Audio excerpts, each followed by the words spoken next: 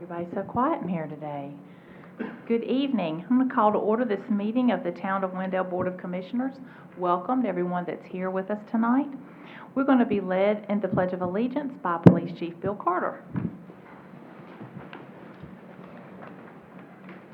I pledge allegiance to the flag of the United States of America and to the republic for which it stands, one nation, under God, indivisible, with liberty and justice for all.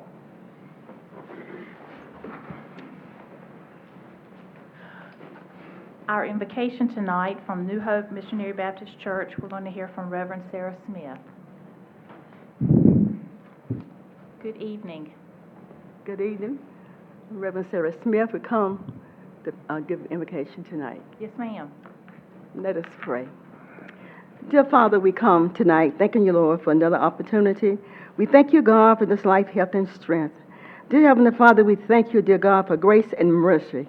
Grace and mercy, dear God. We thank you, God, how you kept us all day long. And God, we're just so grateful and we're so thankful, Lord. Dear God, we love you. We praise you for all things, dear God. We ask you, God, to bless this meeting tonight, God, as a board, Wendell Board of Commissioner, God. Bless them each one. Bless our mayor. Bless each one of us, God. Bless the families. Bless everyone that's in the building, God. We just love you, God. We glorify you. We give you all the honor, God, because, God, who you are, God, we just want to thank you. We want to praise you. We want to just give you the glory because you sit high and you look low, and you know things that need to get done and things that's going to get done. And we just praise you tonight, God. And we just praise you in the name of Jesus, we pray. Amen. Amen. Thank you so much.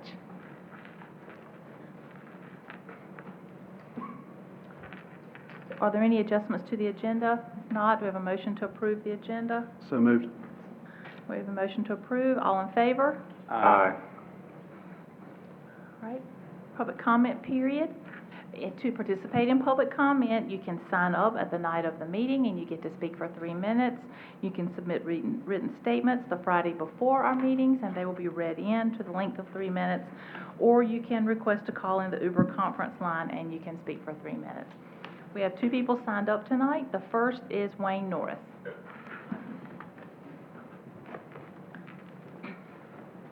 Wayne Norris, 207 White Lane, Wendell.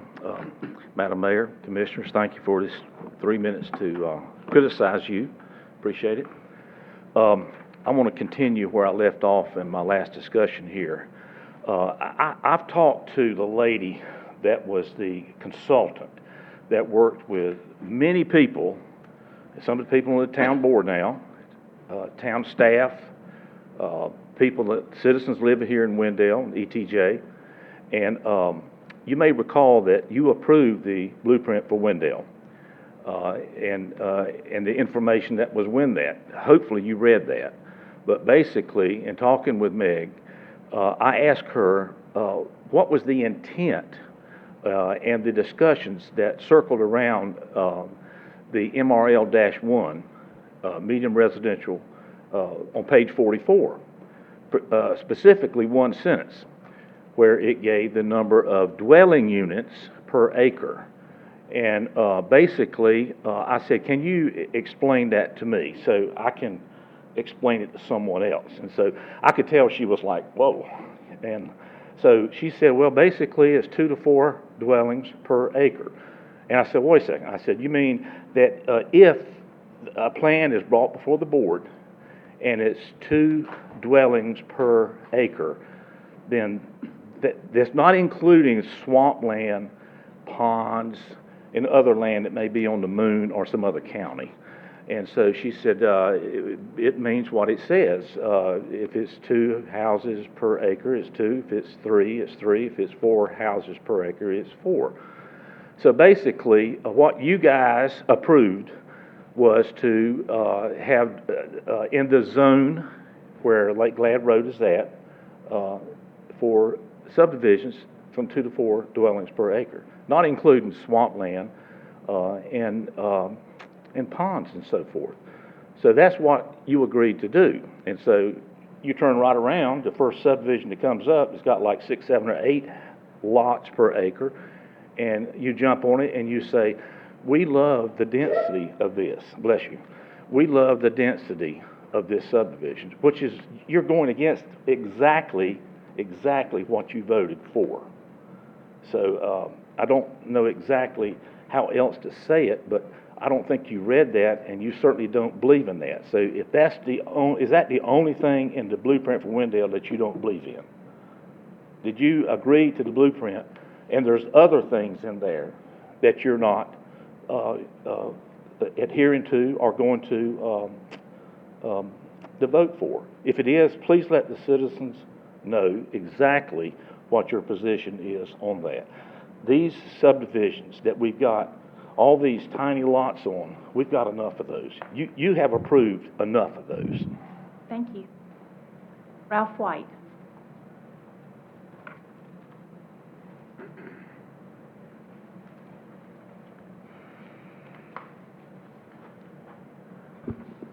Madam Mayor and Commissioners, my name is Ralph White. I live in Wilson. We have a farm that adjoins Edwards property. In March of 1986, my in-laws, Fernie and Ann Todd, bought the farm my wife currently owns from Bill Edwards' in-laws, Richard and Frances Honeycutt. That purchase resulted in 3 recorded legal documents: a recorded deed for our farm purchased from Gail Edwards' parents, a recorded deed for the easement from Lake Ladd Road to the property signed by Gail Edwards' parents, and a recorded survey which shows the location and boundaries of our property and the easement. The location of the easement, according to the recorded survey, is a line that extends along our northern boundary straight to Lake Ladd Road. The description of our easement, signed by Richard and Frances Honeycutt, Gail Edwards' parents, says the following: the easement described herein is 60 feet in width, and the southernmost line of said easement is the southernmost line of the grantor's 96-acre tract referred to herein. In simple terms, that means anything south of that straight line belongs to Lucius Jones, and anything for 60 feet north of that line is our permanent easement. Again, these are recorded documents signed by Gail Edwards' parents, Richard and Frances Honeycutt. All of these documents have been made available to the town of Wendell in previous public meetings last year. These, these are disputable documents. These are, So we've spent days searching the Wake County Register of Deed and public records for any deed, description, or survey that might contradict this documentation. We found nothing that contradicts our deeds and surveys. The southern boundary of the Edwards property and the southern boundary of our easement is not the line of telephone poles shown on the development map. The location of the easement and the southern boundary of the Edwards property, according to the recorded survey and easement deeds, is a line that extends from the northern boundary of our property straight to Lake Ladd Road. So why are we here again tonight? 2 weeks ago, you annexed the Edwards property despite us bringing evidence that the developer used incorrect boundaries. Our boundary dispute with the Edwards, True Homes, and the town of Wendell does not go away with your vote. Based on the development plan, there are lots and houses that encroach on our easement. True Homes will not be able to transfer clear title or sell lots that encroach on our easement. The town of Wendell should require True Homes to honor our correct easement boundaries as shown on our legal documentation through some sort of official resolution. Thank you.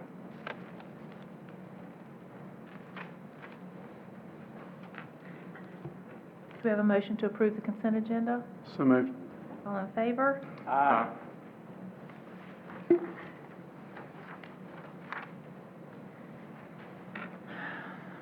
Moving into section 4, recognitions, reports, and presentations. Item 4A is the social district presentation, and we're going to hear from Matt Garner. Good evening. Good evening. Going to skip over the item there. Just to give everybody a little bit of context, some of this was included in the item description, but just want to make sure everybody's on the same page. In September of 2021, the state legislature passed HB 890, which allowed for the creation of a social district within municipalities. Similar programs exist in states like Ohio, Michigan, and Alabama successfully and for a long time prior to North Carolina's change in allowing them.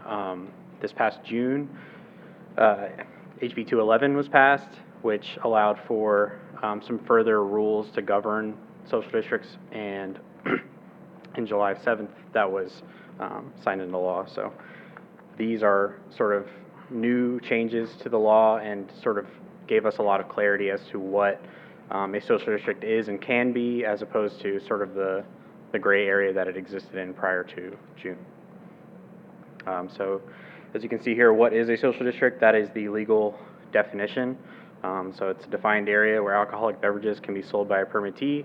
That social district may include indoor and outdoor areas. The local government ordinance establishes the days and times that it's in effect, and it may include privately owned businesses and that are both permittees and non-permittees, multi-tenant buildings, and public streets, crosswalks, or parking areas where there was no clear definition before if those things could be included or not.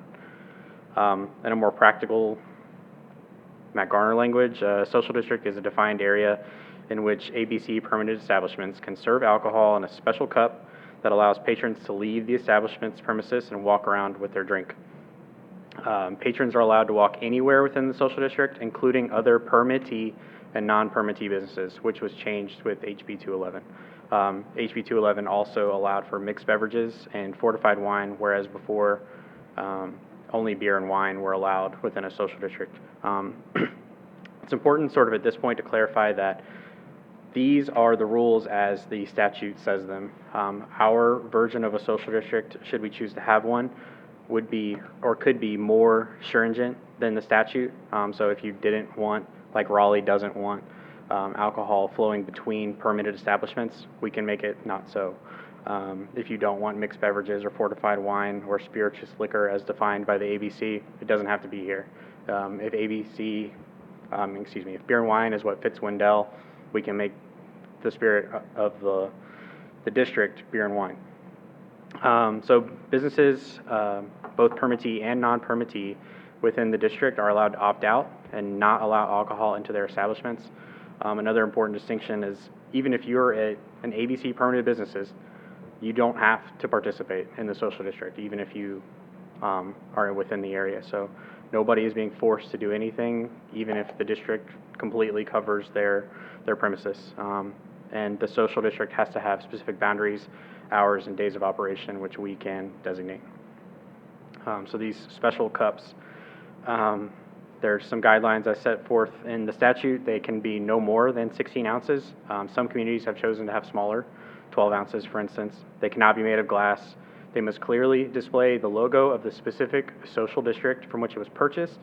They have to clearly display the logo of the permittee from which it was purchased, and it has to display in at least 12-point font the words "Drink Responsibly B21." A good example of the cup, obviously on the screen, is Greensboro's social district, which they have named the borough. So part of this process, obviously, is a branding of what our social district would be or could be, which we could come up with. Not pictured on there is the permittee's logo. So usually that, like I say here, is placed at the point of sale via a sticker. Some communities have elected to do the opposite. They've had the cup display the business's logo, and then the sticker has the town of Wendell's logo that would be placed on it at the point of sale. Some communities have elected to have that sticker display the time and date that the drink was purchased. That is not required by the statute, but Raleigh, for instance, has chosen to do so in order to help with the enforcement. I will say also anecdotally that in the number of staff meetings I've had with communities that have enacted social districts, the sooner the town can get out of the business of buying, distributing, stockpiling cups, the better, as far as the efficacy of the district. So a little bit on signage. The boundaries of the district have to be clearly defined by signs at its exits and entrances, which indicate the social district area, the days and hours of the district, the telephone number for ALE, and local law enforcement information. So whoever has jurisdiction, in this case, obviously it's the town of Wendell. And the sign has to contain a statement that beverages are only to be consumed in the social district and must be disposed of before the person exits the district. So these signs are some examples from some communities in North Carolina. A little bit about some of them. The QR codes, I've been told that they provide the legal burden of providing that information. We would obviously want to get our council's opinion on that, but it kind of cleans up what all the required information is. And these signs would probably have consistent branding with whatever we come up with to designate our social district, so it looks nice. And some preliminary discussions with Public Works staff indicate that it would take about a month for us to design, order, install this kind of signage downtown. So if we're talking about process, there's at least probably a month lead time for the signage. A little more on signs. The city has to develop or approve the development of signs indicating that a non-permittee business located in the social district is participating in the district. That non-permittee business must display the sign at all times during the times in which the social district is operational. This does not have to be a physical sign. It can be a sticker or a decal as long as it's very visible on the door that you enter the building. As you can see here, Salisbury elected to have a sticker also saying that a business is non-participating. That is not required, but they chose to do so. It would be my opinion that if we were to do that as well, that we have something a little more differentiating than just the small red arrow in the corner. But the city has to be in charge of developing these and distributing them. So that's something else that we would have to figure out. A lot of communities, the way they've gotten these distributed is they've had businesses opt in via a form of some sort of registration.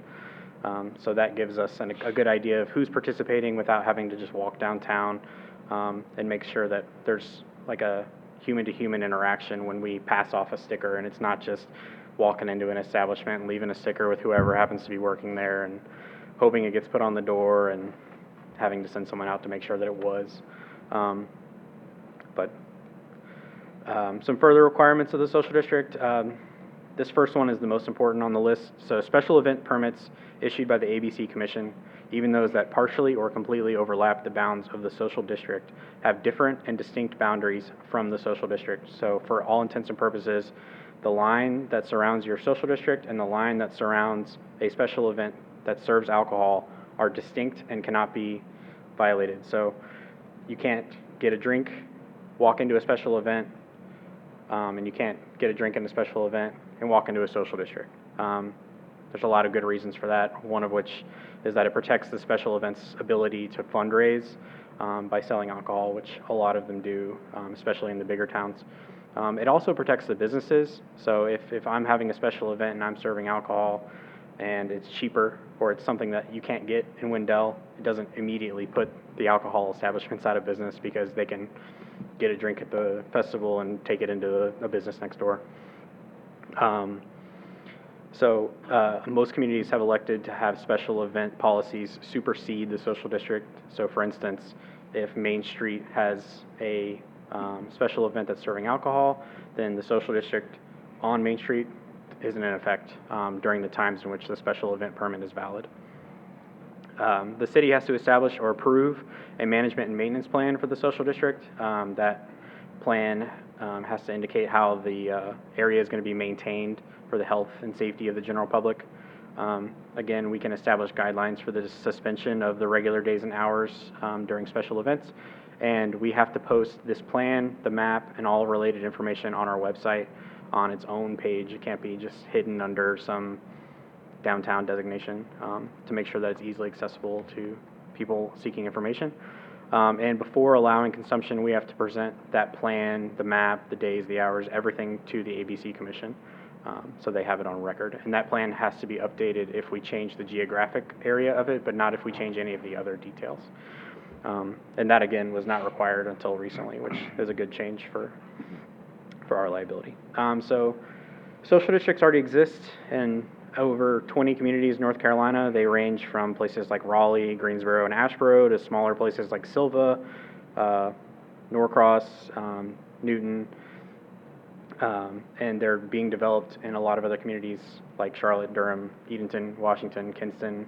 It's not so much important that we know exactly what other towns have them, but it's important to know that it kind of covers a pretty broad range of types of cities. So these are not things that only exist and are only successful in large cities. They're working their way into the smaller sort of Main Street communities that make up most of North Carolina, like ourselves. So we get the benefit of choosing the days and hours that we could have a social district in effect. There are very few restrictions. Essentially, 2 a.m. to 7 a.m. Monday through Saturday are the only times that you can't serve alcohol, and before 10 a.m. on Sundays in Wendell. Other than that, we can kind of decide. And so there's no right or wrong answer to that question, and a lot of communities have taken different approaches. For us, sort of some data. On the left here, you see Monday through Sunday, the latest that a ABC permitted business is open is 9:30 or 9 most days of the week, moving into the later 10 o'clock and midnight on the weekends. Also, the latest a non-permittee business is open almost every day of the week is 9. So if you think the idea is to take your drink from a place you can buy drinks into a place you can't buy drinks, if all of those close at 9, there may not be much benefit gained from having it operable after 9 p.m. And then on the right, we have some community examples. If it says 7 at the end, that means 7 days a week, but it was getting a little lengthy for me to write everything on there. So as you can see, Raleigh, Wilson, Salisbury, Greensboro went with a sort of holistic, same times, same days approach. And then Newton, Kannapolis, and Silva, for example, went with some more varied districts, with Kannapolis and Silva having very specific times, somewhat. As you can see, Silva starts at 8 a.m. So there's good and bad. I think the initial sort of knee-jerk reaction, if we were planning this on the fly, would be that most of this is centered around weekend activity, so it should just be on the weekends.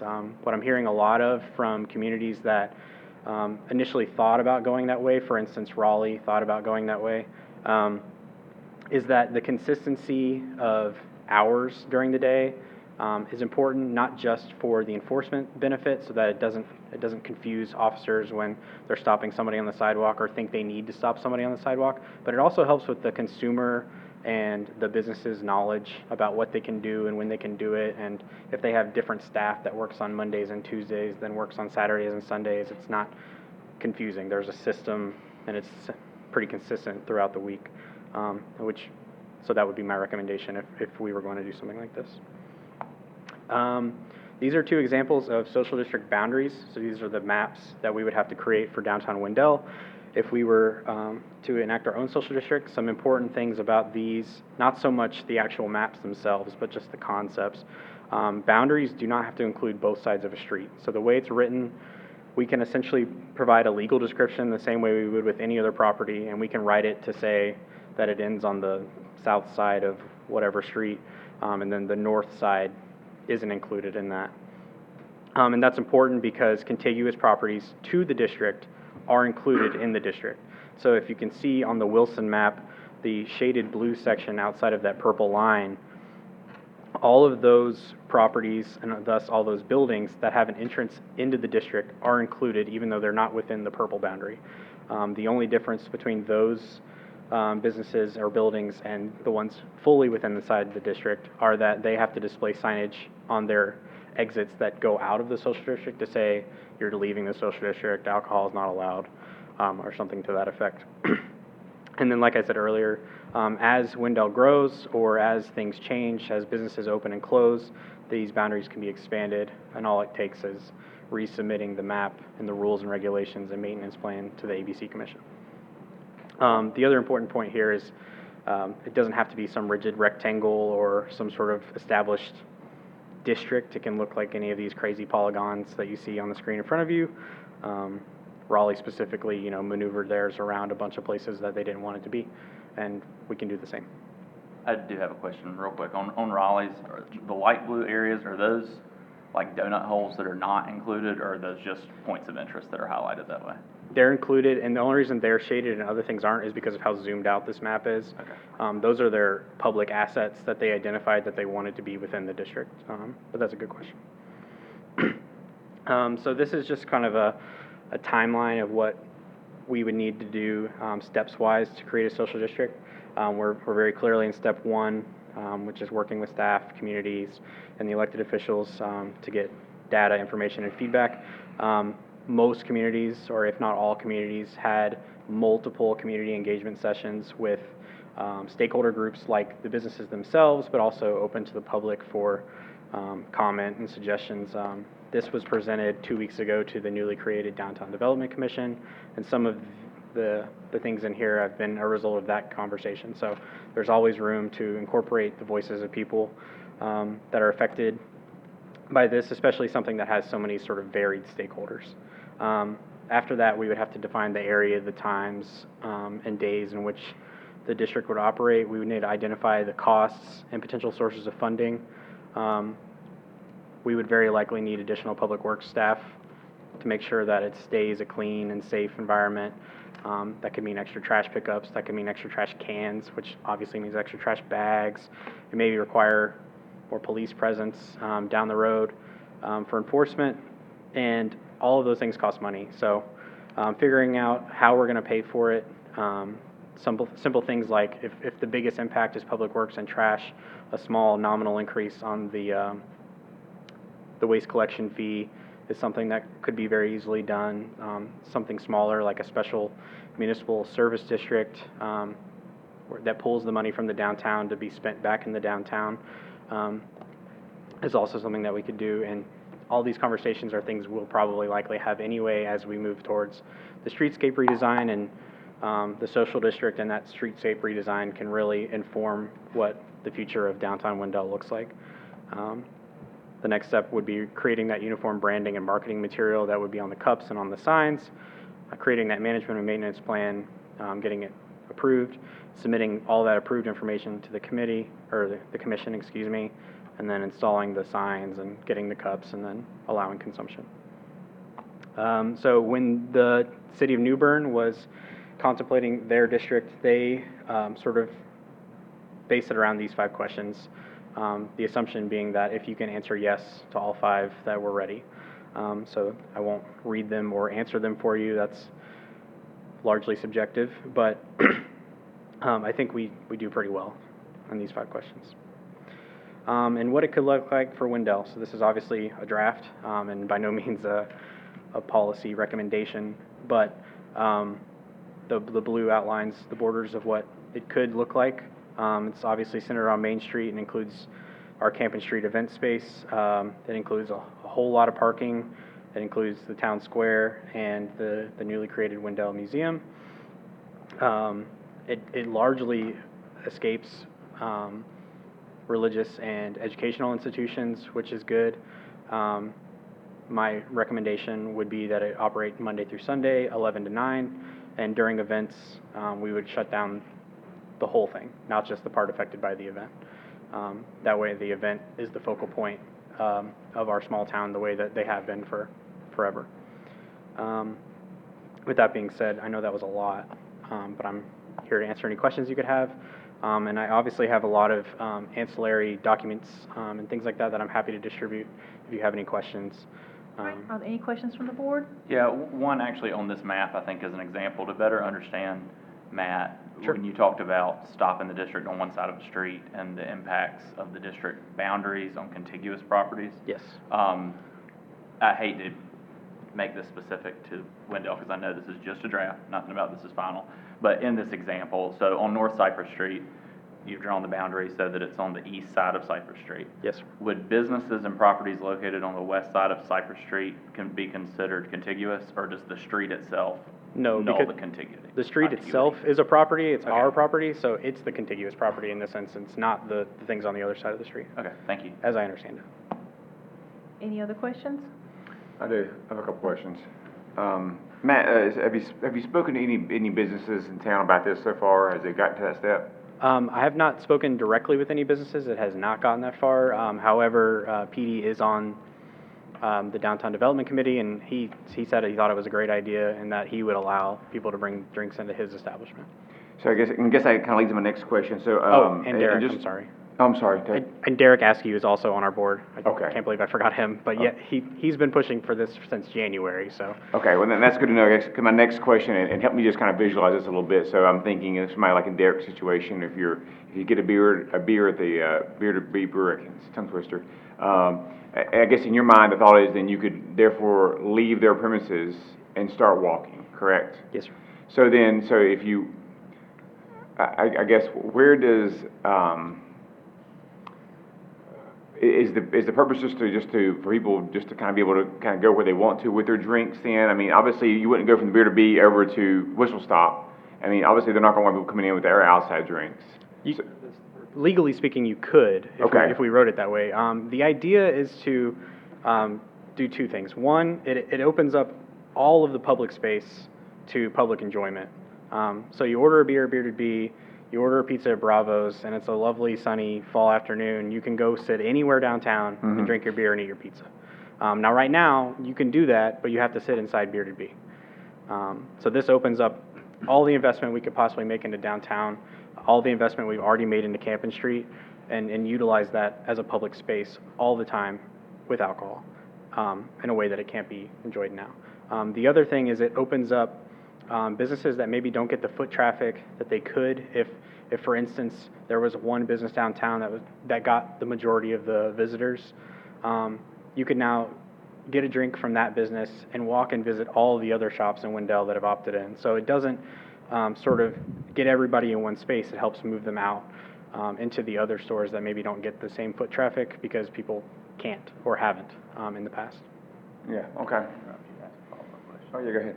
So this, I think this is a follow-up on that specific question. I think that you covered this in the presentation, but when you talked about permitted and non-permitted businesses in the district, and sort of in Dr. Lutz's example, could the destination business in that example of, you know, buy a drink at Beer to Be, go to Whistle Stop, could Whistle Stop opt out of allowing Yes. outside beverages to be brought in without opting out of participation totally, wherein could somebody still buy their drinks and leave if they say you can't bring somebody else's drinks inside? I don't believe so. I don't know that that's true or not. But again, that's a protection that we could put in place. The original legislation didn't allow you to walk from the Bearded Bee into Whistle Stop, and I think for that reason. And so we can make that a rule if we wanted. To speak to that, and that's, the intent was always to allow mixed beverage permittees to interchange. There isn't a one-way street on that. It's an opt-in, so you're either in or you're not. You certainly can put additional restrictions on it. What I would say in talking to, well, I've obviously heard from Derek on this, but in talking to retail merchants, who they brought the idea back from Ohio, the goal is to increase the foot traffic to the back and forth for permitted uses, but also if I get a beer at Bearded Bee and want to walk with EK to go get ice cream at the general store, I can do that as long as the general store is participating. So as long as the general store has a sign and they say, hey, we're fine with you bringing your beer in, I can, and that's the total premise of the district in my mind is if the place you're going is fine with it, then we're fine with it. And it gets rid of the crisscross of not being able to leave one place and the other. Places that I think would be interesting would obviously be, if you're going to pick out a wedding dress, you go get drinks across the street, you can walk across, you can take your drinks with you to go do the wedding dress. Obviously the wedding shop isn't a mixed beverage permittee. Same thing with ice cream and kids. The other piece, Agave's changed their service model, right? So it's a takeout friendly service model now. If I don't want to sit inside Agave, I can go sit in the park and take the margarita with me and sit in the park with it and not be putting that business in jeopardy by leaving. I would highlight a couple things or mention a couple things. One, I think 41 North is a permittee. Yes. I would lean towards, and you've heard me talk about a couple of reasons I think this is a good idea. It's an economic development tool in my mind, and I would imagine in your experience, people don't call you and say, I think having the tool available to everybody and being broad with it is good, so I would be inclusive. I'd be very clear on the dates and times. I would bump your 9 o'clock back a little bit, But I like that it's a 7-day a week. I think that provides consistency for both law enforcement and the consumer. I guess my question would be, have we considered other places, for instance, Tree Light Square? And that may be one that is a little bit more differently defined, right? Yes, sir. Where you don't want to include a residential neighborhood, but I can see those businesses wanting that. And I can also see it as a recruitment tool. So, sorry, I didn't know if you were Yeah, done. you're good. So just a couple things. Just so I'm clear, 41 North is included in this map. Okay. I included all 5 active ABC permittees in this map. And then to your second point, I have 2 opinions about the alternative areas. So, number one, it wasn't until recently that you could establish more than one. The original legislation said you can establish a. So most communities have only looked at one, being their downtown. And I think for good reason in Wendell, there's a lot of development in Wendell Falls. This could be what makes downtown Wendell more marketable as a relative comparative to Wendell Falls. So having it here is something that they may not have there. And so it's a marketing thing, for one. And two, Tree Light Square itself could apply for a common area permit, which is different than the social district. So as long as they stay within their, I think, property, they can have the drinks as long as they apply for the common area permit. But only But in it the would- common area. Only in the and common only- area. You still couldn't leave. I could take my drink outside. Yeah. But I couldn't get a drink at Parkside, which I look forward to doing when they locate, and then go to another mixed beverage permittee if they just had a common area permit, right? That's correct. I appreciate this. I think it's a good first step. I appreciate us getting out of the cups business relatively quickly. And I would imagine that that's something that the permittees would be interested in, helping coordinate, and would point us to or would suggest that maybe we look at the Chamber of Commerce as a partner that might want to handle at least the front end of getting the cups to the folks. That way we're not having to order them. That said, I think that it's an opportunity for economic development. I also think it's an opportunity for a little bit of community. I love Bearded Bee beer. Yeah, good luck. I don't generally drink beer, so I would love to be able to go join my friends with a beverage that I do enjoy at a brewery or vice versa. I think it's a good concept, and I would encourage us to be inclusive and as defined as possible as far as the times and days. I think that's certainly helpful, and I'd encourage us to use it at least everywhere it's asked for. So if Wendell Falls wants one, I'm not interested in using this as we might lure them here. I'm interested in making good policy. I appreciate your presentation. I would just say a couple other things, just in my thoughts, and looking at this as a citizen. You know, I've been before downtown and you know, had that same situation where you're at one place and you need to walk with your kids to another place, and you know, you're finishing your drink quickly, or you're just having to kind of bend in that, which which happens sometimes. You know, if the kids are needing ice cream. But I think I'd be really interested in knowing what businesses truly are excited about this. And I think it obviously benefits, you know, those 5 businesses you refer to probably more than anybody else. But I would argue that those 5 businesses are fine with you taking their stuff and walking, but not walking to other ABC businesses. And nor would they want you walking in, I would imagine, too, as well. I mean, I don't think, as much as Derek likes it, I don't know Derek would want me walking in with a crowler from Whistle Shop and posting up shop there for a while. And so those are just things that and I'm not saying it's a bad idea because of that. I'm just saying those are things that I would want to make sure they're really discussed with business owners. And I'd also be curious to know how many are really going to be like, yeah, I would definitely opt into that. You know, my workaround has always been, you know, if we get a pizza, we take a pizza somewhere else, or Mexican, we take it somewhere else. And certainly this opens up more places to go.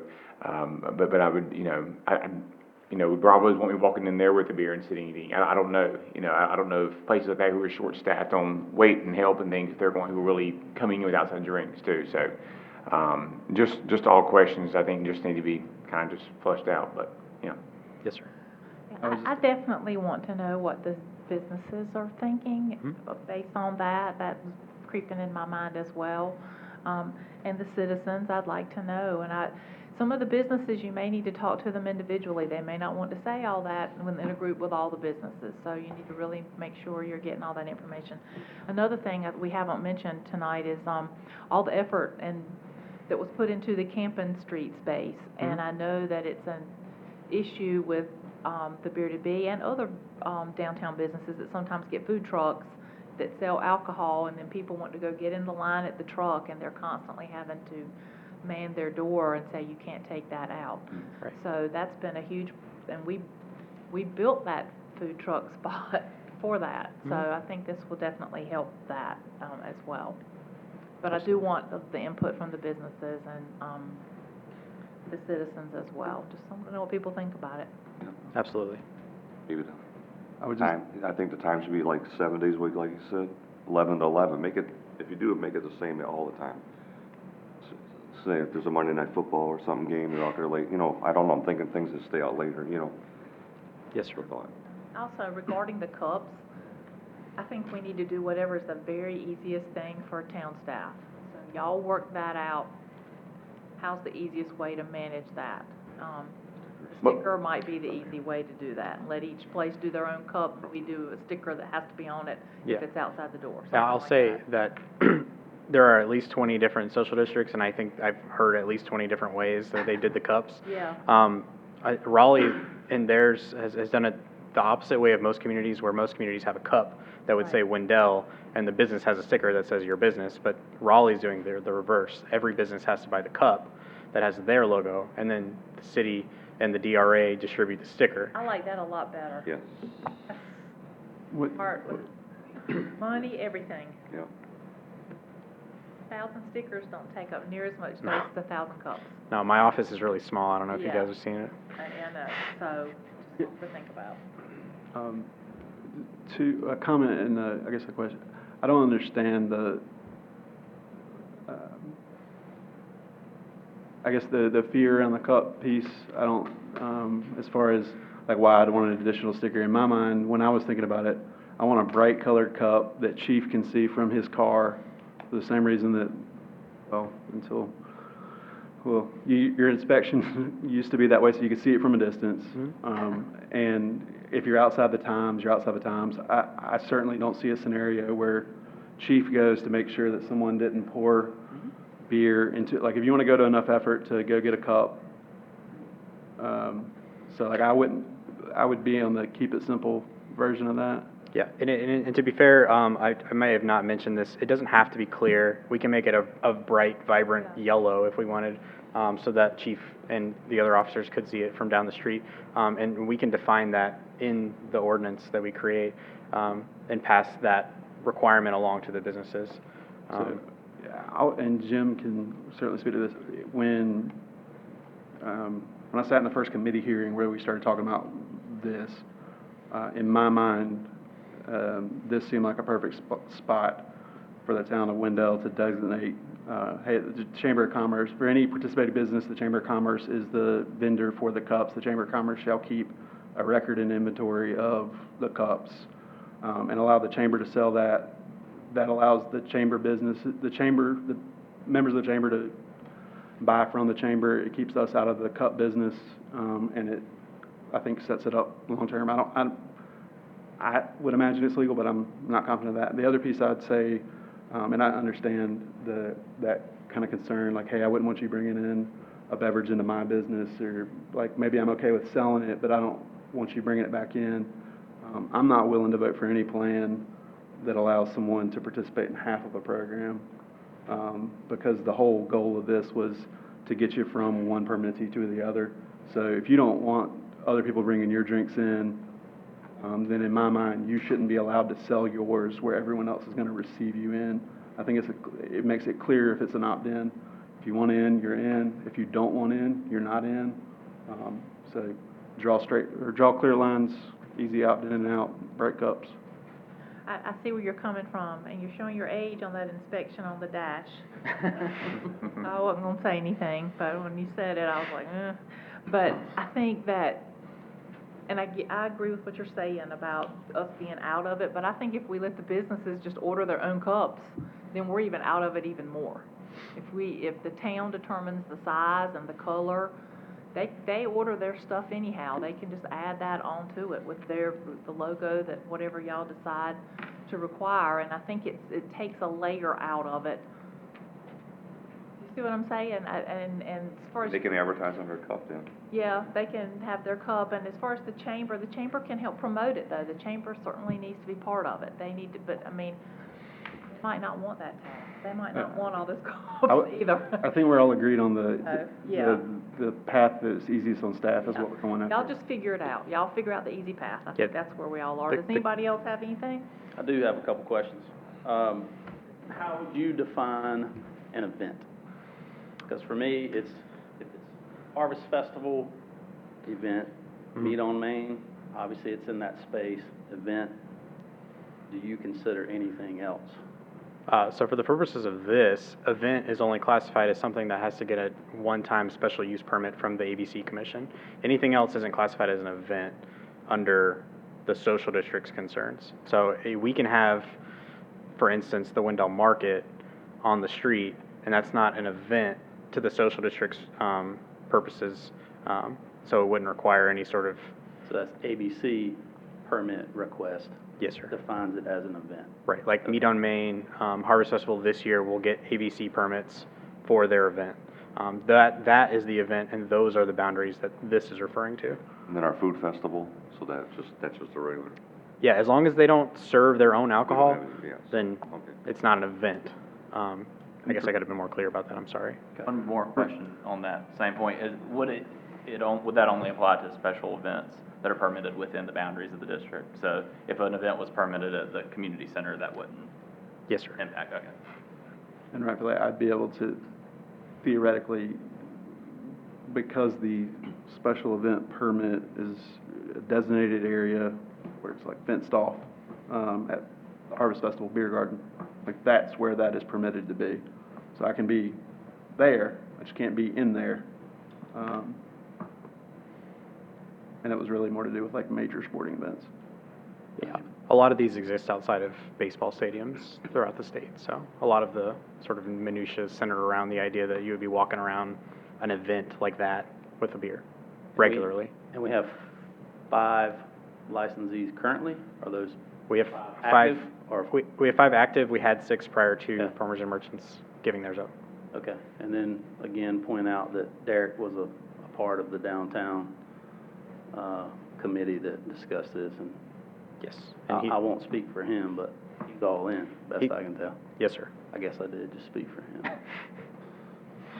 Well, one last thing, I'll just echo, I think it's already been said, but I do think of these as much as a way to make a downtown interesting or cool or more user-friendly or more accessible.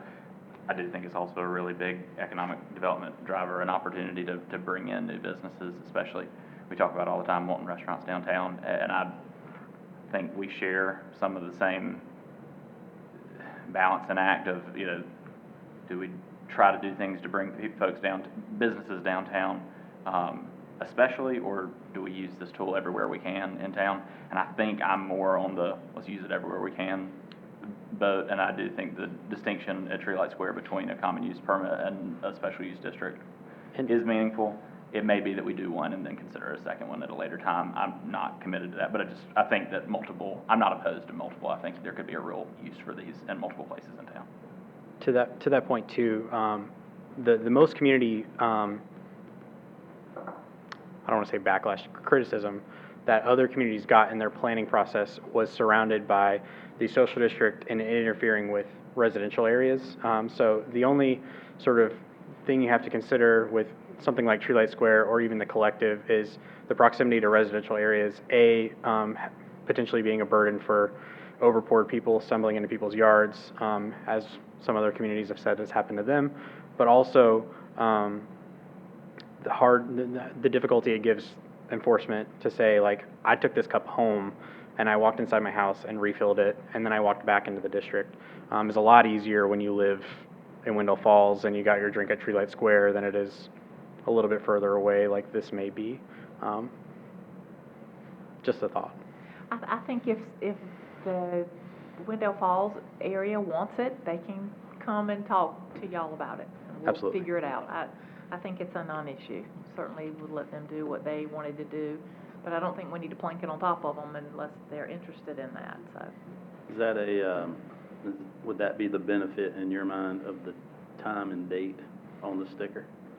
Or man, I know what you're saying, you could leave, you could go home, you could come back, but. That is the purpose of the time and date on the sticker. Most of the communities that have that are much larger than Wendell. So I think a lot of those policies are targeted towards the transient population, who may be pulling cups out of trash cans, which is probably not something that would happen in Wendell yet. Yeah, and it is one cup, one pour, so you can't bring your cup back into the restaurant Get a refill. and get a refill. No, that's also a health and safety issue, but. There's that. I just want to emphasize also with while staff is focusing on downtown, also deals with the amount of public space compared to private properties.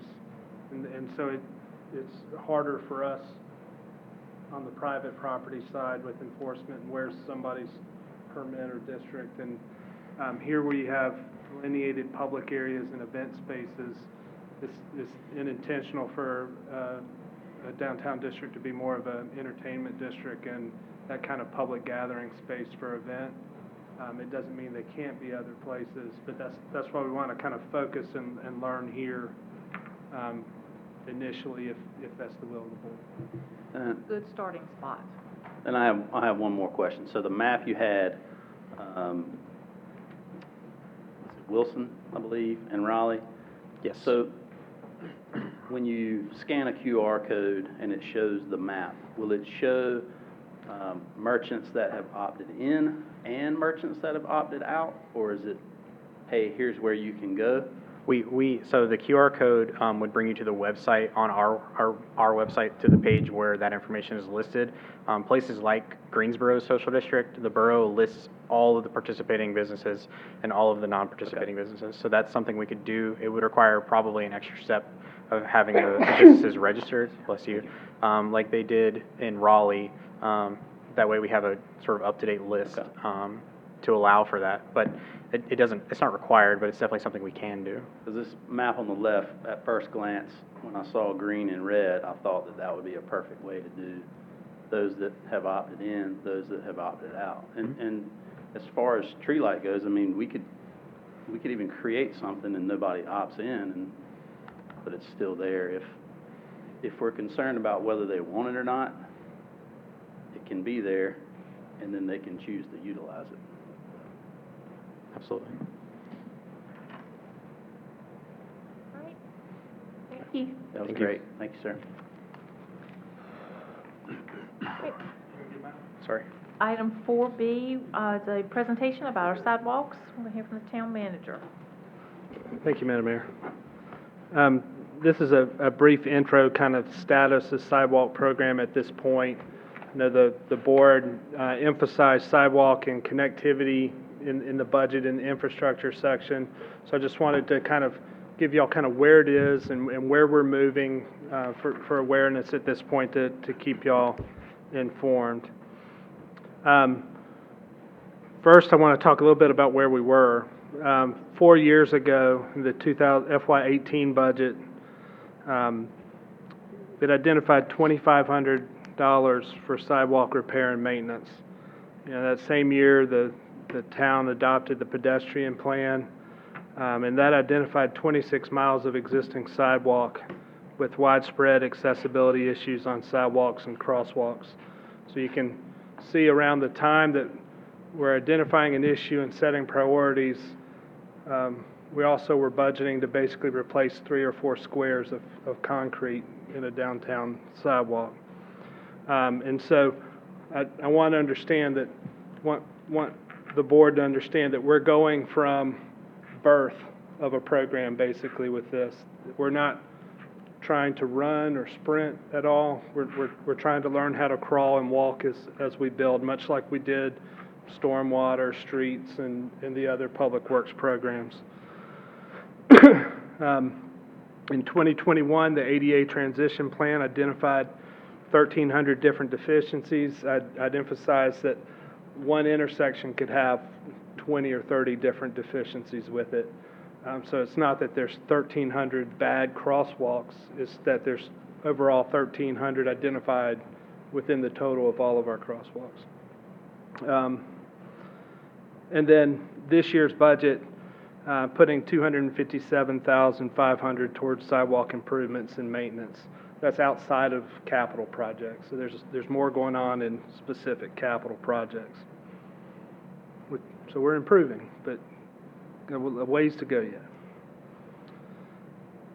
All right, so you know it's not one of my presentations if we don't talk about implementing the plan as we go. There's a lot of existing sidewalk that needs a lot of work. And while a lot of people want to see a lot of new sidewalk, dealing with risk hazards and potential exposure for insurance claims is important for any municipality. We need to have a defined program that inspects and maintains our sidewalks. That helps with all we do to be able to defend ourselves. The ADA plan, the pedestrian plan, the comp plan all identify that we need to try and fill sidewalk gaps close to the core of downtown and the surrounding neighborhoods. So it's about connectivity up close and expanding out. New developments don't have the issue. They're required to build the sidewalks on both sides these days. So it's really a retrofitting existing older parts of town. I'll talk a little bit tonight about just because we want a sidewalk somewhere, sometimes there are things that require a little bit of engineering and design, might require right-of-way acquisition. So there's some things that we need to start, if we want to do that in the next few years, we need to start funding some things this year to get those going. And you don't have to go far for an example for that. Another part of a good sidewalk program is citizen input and self-selection to participate for neighborhoods. And so, much like you do a street light or some other form of enhancement to a neighborhood, having a similar program set up, speed reduction or increase, something like that, those same kind of programs are set up for sidewalk extension from a neighborhood request standpoint. We'll talk a little bit about that. All right, so maintain what we have. Good example of that are the cones that you see out on 3rd Street, just past the pottery shop. You can tell from the picture in front of you that the concrete's basically turning into gravel and dirt. So, one obvious, close to the core, maintain what we have, is take a close look at that Cypress to Wendell Falls Parkway sidewalk section and look at replacing that out in-house this year. Approximately, I'm rough estimating budget. I'm talking with Mr. Bray, looking at about 1/3 of the sidewalk budget needing just to go to deal with taking down a few of the areas that we're getting calls about to deal with risk management.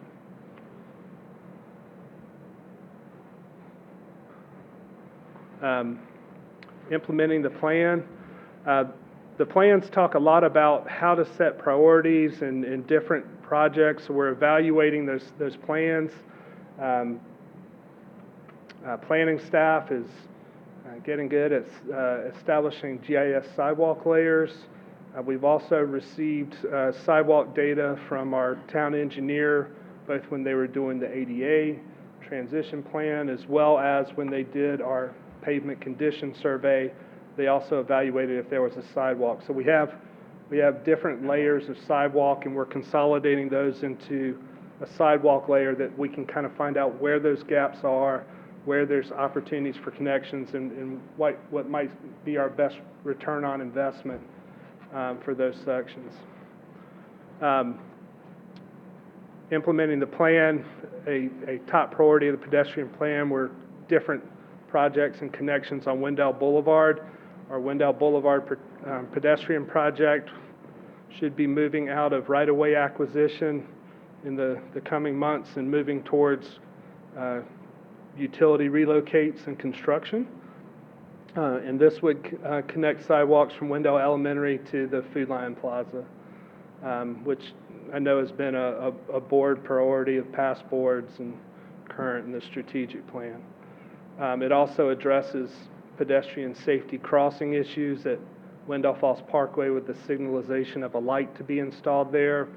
A redesign on Marshburn to make it safer for pedestrian crossing, and also the closing of Wall Street to have the odd intersection not come in at a pedestrian area near an elementary school. The Neighborhood Improvement Program, Phase 1, deals with sidewalk connections on West Academy, Todd, and Cook, and also providing crosswalk accessibility improvements in those neighborhoods to make them ADA compliant. So it's taking a neighborhood and doing all the patches for that area, which is also consistent with the make connections close to downtown, both in the pedestrian plan and ADA transition plan. Phase 2 is one that's in our transportation plan, pedestrian plan, dealing with connecting downtown to neighboring residential areas. That's an accessible crosswalk with a pedestrian signal on Wendell Boulevard. At Main Street, we're resubmitting for that flashing crossing signal to receive an encroachment agreement with DOT and install this fiscal year. So on sidewalks, those are our efforts to implement plans in the current fiscal year. Also in the plans, when you're talking about accessibility, you're also talking about trails and multi-purpose trails. A picture you see before you is at that first sharp turn on the treat trail, where suddenly you enter the route nightmare roller coaster ride of hope you don't trip all the way down to the creek over a couple hundred yards.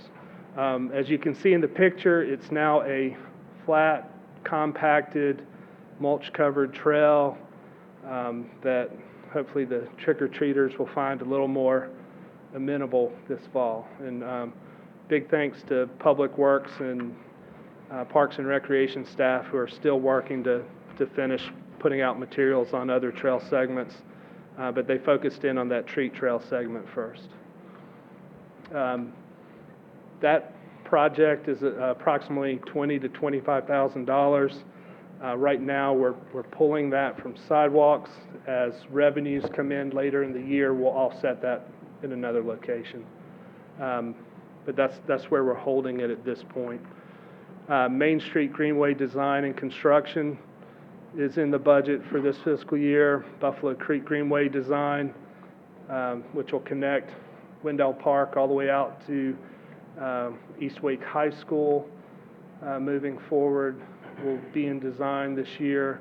And Hollybrook Park, park connectivity and open space connectivity is a big part of that.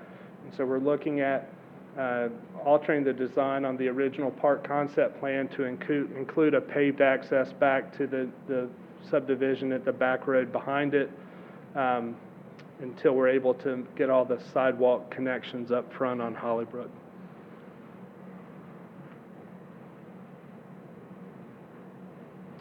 There are a lot of gaps to fill close to the core. This one is right up the street on 4th. When development comes in, like the cell tower back in the day, they install the sidewalk. The next part of the property that's not developed, no sidewalk. The next block, you have sidewalk in front of Park and Ride, and then no sidewalk. So you have these series of gaps in existing sidewalk around downtown. That's a fairly easy one to close, but what our thought at this time is to identify all of those gaps, put them into one bid, and so one contractor can bid on all of them and get some better unit pricing on our bid for the work. So anything that we're not keeping for in-house maintenance and repair, we'd be putting out to outside contractor to do.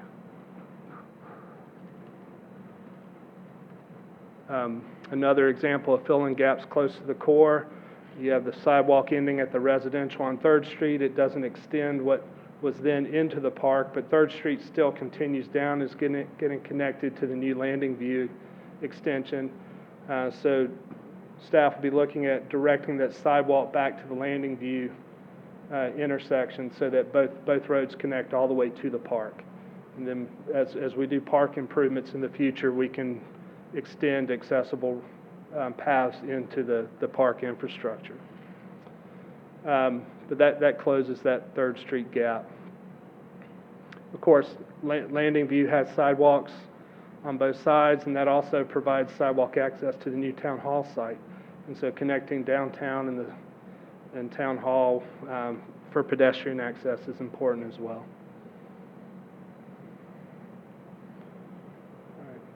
You can literally walk right out to the corner here and find an example of an area that we need to fund engineering design and maybe not right-of-way acquisition. If you're looking from Pine Street, it just looks like, oh yeah, just run a sidewalk down that grassy area to the park and ride. When you go down to the park and ride, you see 2 monster stormwater concrete structures out there in that grassy area, one along the road and one kind of offset a little bit right in the path of the sidewalk. And so what we have to do there is actually, it's a stormwater project that we'll be able to put a sidewalk over, is look at what's there from a stormwater standpoint, what needs to be there, can that be redirected, or can something be built over if it's an alternative design, and have that engineering work done in advance of putting that sidewalk in a future fiscal year.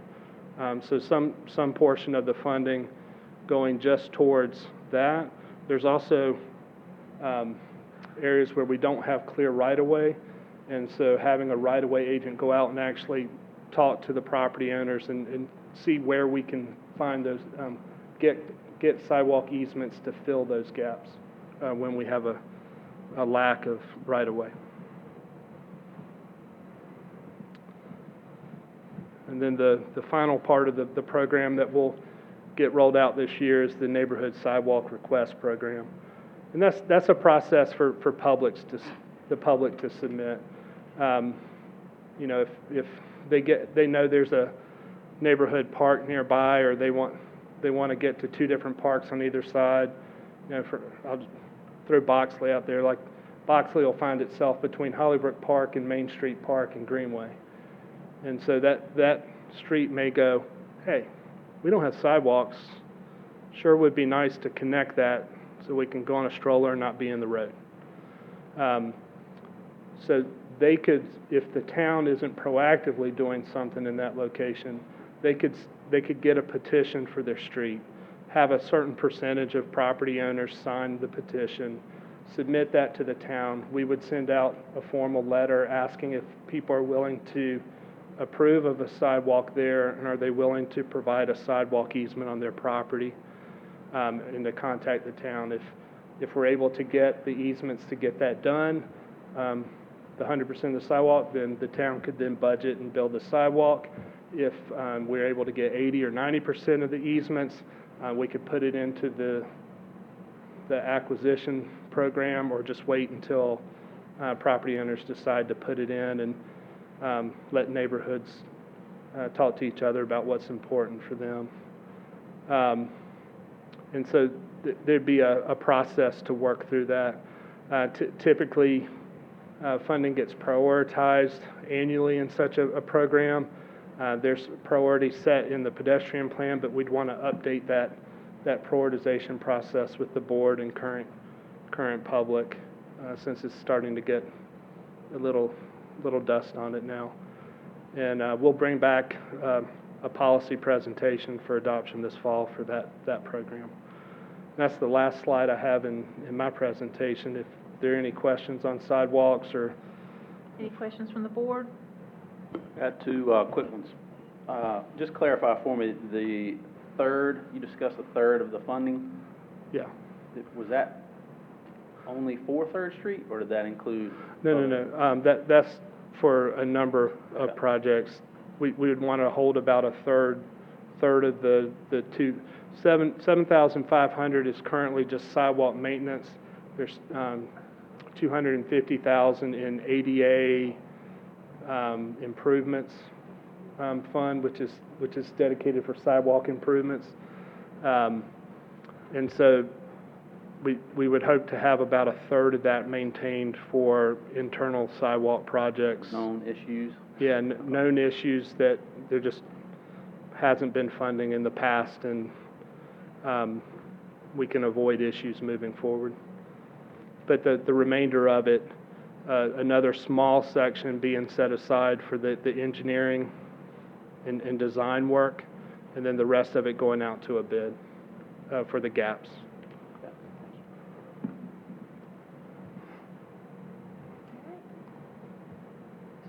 No other questions? Thank Maybe, you.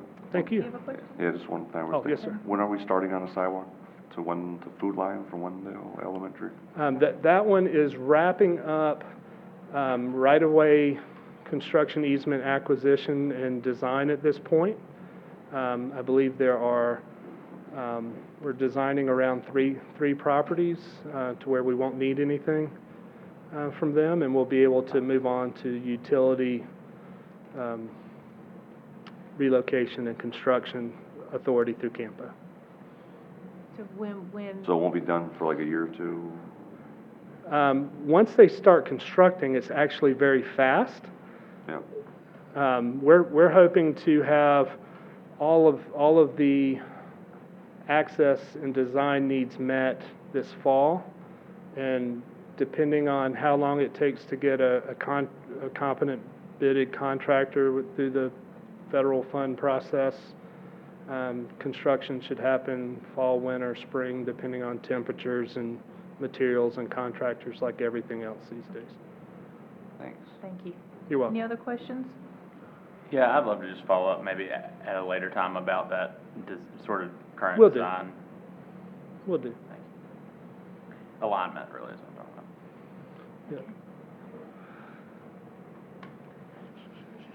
Yeah. And thank you so much for that presentation. I mean, No that's a problem. big deal. All right, we have no public hearings tonight, so let's move on into our administrative items. Item 6A, we're going to talk about the community garden mural at the town park. Yep. Good evening, Mayor and Commissioners. The request is to approve or deny the application for a mural to be located at the Wendell Town Park. The proposed mural would be located at the community garden shed on two of the sides of the shed, one that faces the ball field and one that faces the dog park. Currently, the shed is 10 by 10 and used to store equipment. The mural is being proposed by local artist Amy Richards, who is also a member of the community garden. The mural depiction is in your packet as attachments A and B, and will be painted in color and include images of various produce, sunflowers, and a butterfly. The artist, it's key to note, is donating her time and labor for the mural creation, and we as staff put in there to request up to $200 for paint costs. She estimated a little lower than that, but we didn't want to come back to you if the paint comes in over $100, but she was thinking in that 100 to 200 range would cover the paint. UDO requirements, no mural shall be added to the primary facade of the building. In this case, the primary building is the community center, and at this time there's no murals proposed on that building. This is an accessory structure.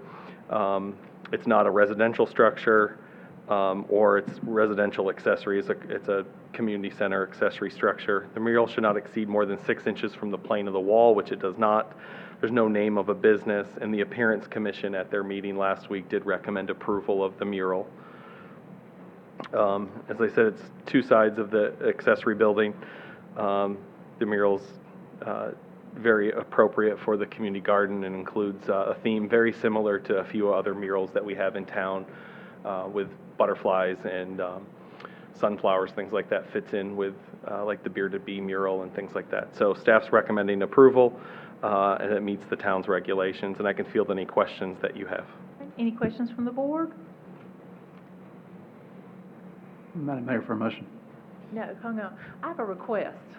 Okay. I see that there's a butterfly on there, and I was wondering, could it please be a monarch butterfly? I know we're not really supposed to get down in the weeds, but I took that monarch pledge with all the other mayors, and I've got a bunch of little third graders that email me periodically, and it would really go a long way if we made that a monarch butterfly, if it doesn't matter to anyone else. Yeah, we could reach out to the artist, but If if it you want could to please add be that to orange. your, if you want to No, I add that to your don't wanna do motion. that, but I just was asking if when the time comes, if they could do that, it would be a big help to me. So, Madam Mayor, for motion. yeah, go ahead. Move approval of the mural request. All right, we have a motion to approve the mural request. Is there any discussion on the motion? All right, all in favor? Aye. Okay, thank y'all. Thank you. Item 6B is a professional task service agreement between the town of Wendell and Withers Ravenel for fiscal year 2023 street resurfacing program technical assistance. Mr. Bray, good evening. Good evening, Madam Mayor and Board of Commissioners. Happy to be before you tonight with the, asking for approval for Task Service Agreement 17 with Withers and to authorize the town manager to sign the agreement. This task service agreement provides for the contracted town engineer of record, Withers Ravenel, to provide the specific services and training for the FY23 street resurfacing program. This is very consistent with the past practices in 2022, our first year of the paving resurfacing plan, and reflects the year 2 projects that are identified in the capital improvement plan. It'll provide engineering and inspection services for the approximately 2.6 lane miles of micro slurry road maintenance planned, and also provides for further on-the-job training for public works personnel assigned to the streets resurfacing program as inspectors. We learned a lot during year 2, and I think we'll continue with that, or in year 1, we'll continue with that in year 2. Withers' staff will provide the following services under the attached agreement. They'll review the pavement repair survey to check the repair areas to confirm that the recommended repairs are completed, compute the quantity of materials and cost estimates for each repair, and develop a repair approach and maps book to be included in the bid package. They'll prepare the construction documents and the estimate to complete the bid documents. They'll administer the bid process and contract for road work to be completed, and they'll have full-time construction inspection representing the town with an on-site construction manager to ensure that the contracted work is completed consistent with town specifications. This, along with many other items that they'll assist us with to get through year 2, another successful year. And with that, I'm happy to answer any questions. All right, any questions from the board?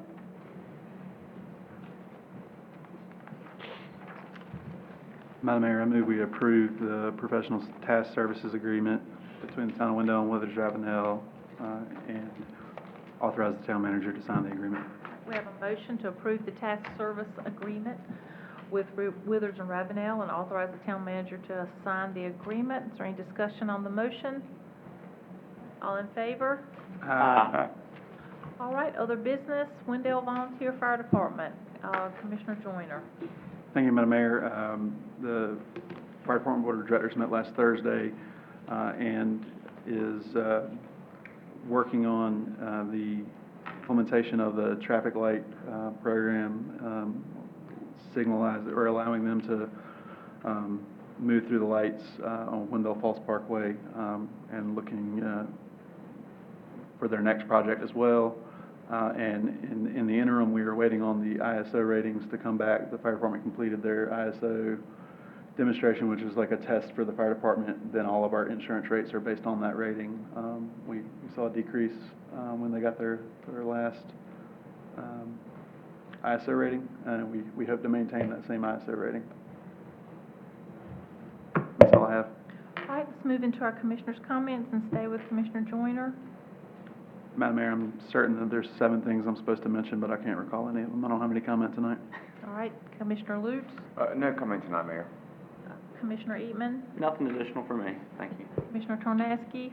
No comment tonight, Mayor. Thank you. Oh, my Lord, where's all that's happening? Commissioner Deloach? You know, I'm gonna say something, Madam Mayor. I just wanna say that there was a new color scheme for the slide presentation tonight. Thumbs up. Good job. All I have.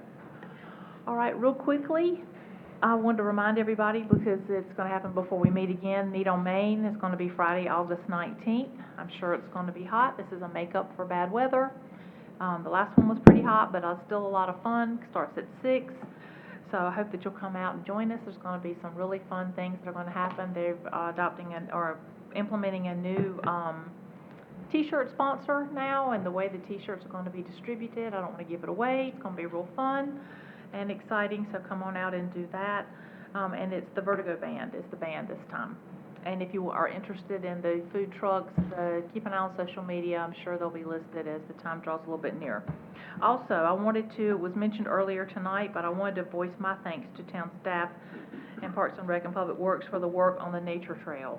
I get comments about the nature trail a lot, and the roots, the ants, and different things, and I always pass them along to the manager, and I really appreciate the efforts, and I've actually received several really great comments and some good feedback as the very first day it was happening, so people are really excited to see that being implemented, and it's been very hot weather, and so thank you so much.